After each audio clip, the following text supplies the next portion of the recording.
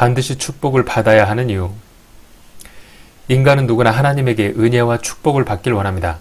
그런데 하나님은 우리가 바라는 것보다 더 은혜와 축복을 베풀길 원합니다. 그 이유는 고단한 인생에서 하나님이 주시는 은혜와 축복은 천국의 영원한 삶에서 하나님을 향한 변하지 않는 사랑의 큰 동기가 되기 때문입니다. 하나님이 우리에게 원하시는 건 오직 변하지 않는 영원한 사랑입니다. 그리고 천국에서의 삶은 영원이라는 것을 항상 명심해야 합니다. 누가복음 15장 탕자의 비유를 보면 아버지 재산의 절반을 가져간 둘째 아들은 방탕한 생활로 모두 탕진한 후 거지가 되어 구걸로 연명하다가 아버지에게 돌아왔는데 크게 분노할 줄 알았던 아버지는 아무런 추궁도 하지 않고 귀한 옷을 입히고 보석을 걸어주며 잃었던 아들이 돌아왔다며 잔치를 열고 기뻐합니다.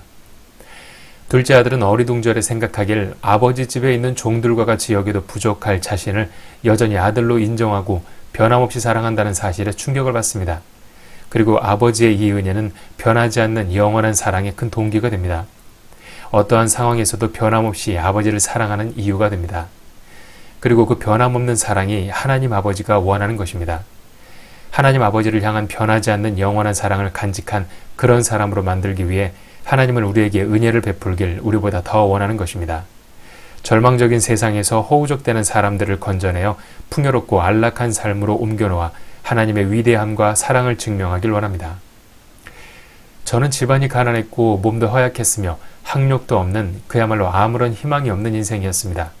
그런 희망 없는 환경과 조건이 더욱 하나님에게만 의지하게 했습니다.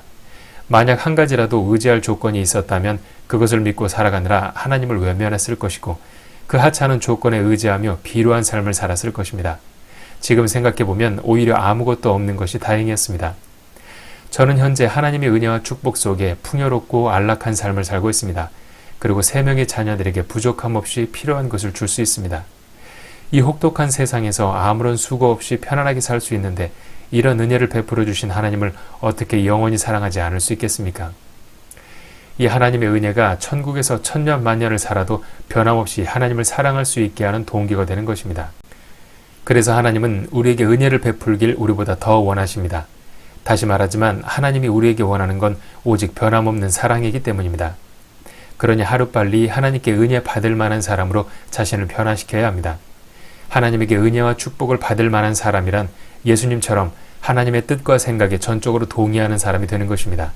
즉, 하루빨리 나 자신을 예수님처럼 변화시키는 것입니다. 예수님처럼 하나님의 뜻과 생각에 무조건 동의하는 사람으로 변화된 사람만이 예수님을 믿는 믿음의 사람이라 할 수 있고 그렇게 되었을 때 이 혹독한 세상에서 하나님의 은혜로 편안하게 살 수 있는 것입니다. 그럼 예수님처럼 하나님의 뜻과 생각에 전적으로 동의하는 사람이 아닌 하나님에게 동의하지 않는 사람을 보겠습니다. 저는 누가복음 15장 탕자의 비유에서 우리가 가장 주목해야 할 사람이 바로 첫째 아들이라고 생각합니다. 왜냐하면 저번 영상에서 말했듯 죄는 하나님의 생각과 뜻에 동의하지 않는 것입니다. 하나님의 생각이나 뜻에 동의하지 않는 것이 죄의 본질입니다. 잔치가 벌어지는 동안 첫째 아들은 분노와 원망에 사로잡혀 있습니다. 이유는 재산의 절반을 날려버린 둘째 아들을 아버지가 받아들였기 때문입니다. 첫째 아들은 자신의 가치관으로 아버지는 틀렸고 잘못됐다 판단합니다. 그렇게 아버지의 생각과 뜻에 동의하지 못합니다. 이렇게 되면 더 이상 아버지와 함께 행복하게 살아가는 건 불가능합니다. 아버지는 잘못됐다 생각하며 원망과 불평을 갖고 살아가는데 어떻게 행복할 수 있겠습니까? 이것이 바로 하나님이 천국에서 가장 경계하는 것입니다.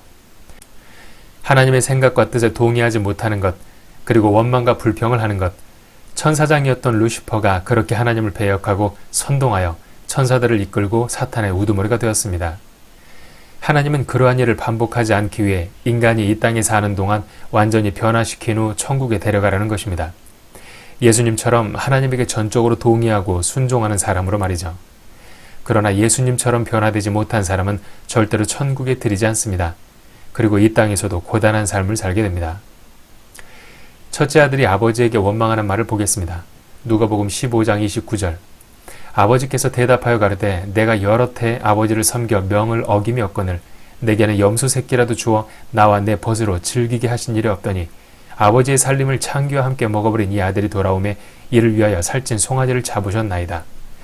첫째 아들이 가진 원망의 근원은 자신이 아버지 앞에 완전하다는 것입니다.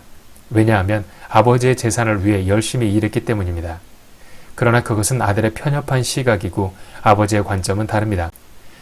첫째로, 일을 할 종들은 많습니다. 굳이 아들까지 일하지 않아도 됩니다.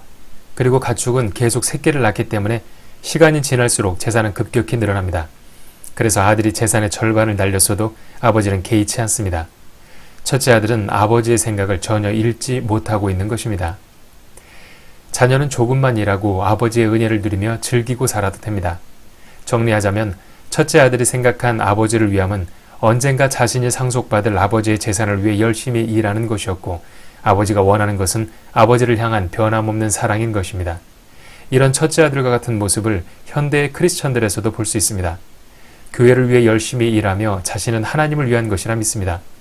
그러나 하나님이 우리에게 원하는 건 교회를 위한 헌신이 아닌 오직 나 여호와를 영원히 그리고 변하지 말고 진심으로 사랑하라입니다. 그렇다면 하나님을 진심으로 사랑하는 건 어떤 것일까요? 누군가를 사랑했던 기억을 떠올려 보세요. 사랑한다면 그 대상이 원하는 건 무엇이든지 합니다. 반대로 사랑하는 마음이 없으면 아무것도 해주고 싶지 않습니다. 저를 예로 든다면 사랑하는 제 자녀들을 위해서라면 목숨도 내놓을 수 있습니다. 그것이 바로 진심으로 사랑할 때 하게 되는 행동입니다. 즉, 하나님을 사랑한다면 하나님이 무엇을 원하시는지 철저히 집중하고 완벽히 순종하게 됩니다.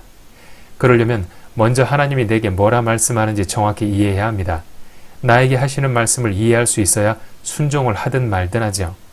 제가 하나님의 대화 방법을 반드시 알아야 한다고 강조하는 이유입니다. 제가 올렸던 영상 하나님과 대화하는 방법과 원리를 참고하세요. 하나님은 우리에게 성령으로 임재하시어 생각으로 말씀하십니다. 마태복음 10장 20절, 그때에 무슨 말할 것을 주시리니 말하는 이는 너희가 아니라 너희 속에서 말씀하시는 자 곧 너희 아버지의 성령이시니라.